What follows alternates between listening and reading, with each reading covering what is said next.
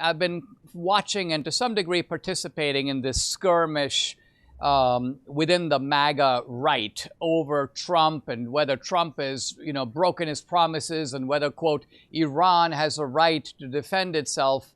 And as part of that, I'm a little vulnerable to people who go, well, Dinesh, you didn't learn your lesson from Iraq. You supported the Iraq war. And I think there is a key difference here, which is to say that the connection between Iraq and 9/11 was always a tenuous one. But there is not a tenuous connection between Iran and October 7th. There's not a tenuous connection between Iraq and a kind of slew of terrorist incidents going back to the 1980s. I mean, this has been like the global mission of the Khomeini revolution, and it's been carried out with remarkable consistency. So am I right, do you think, in making a key distinction between Iraq under the Iraq situation under Bush and Israel and October 7th? Iran and October 7th? You're completely right, and I think there are many key distinctions. Remember that in Iraq, there was an assumption, there was an argument that Saddam Hussein had weapons of mass destruction.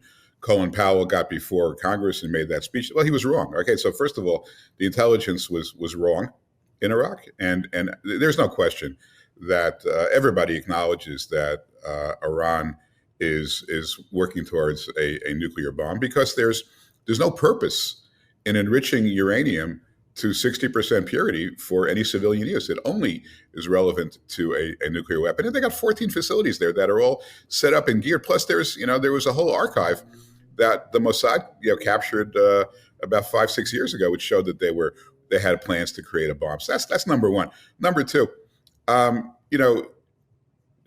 George Bush famously landed on the aircraft carrier, and declared the war was over.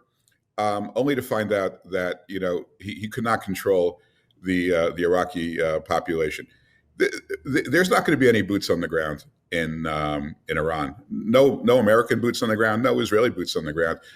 What may happen today or the next day is either Israel will do it by itself, or probably, I think, maybe more likely, the United States takes these unique weapons, these B-2 bombers with 30,000-foot bombs, and drops 3 or 4 of them on Fordo, which has been the challenging asset to destroy.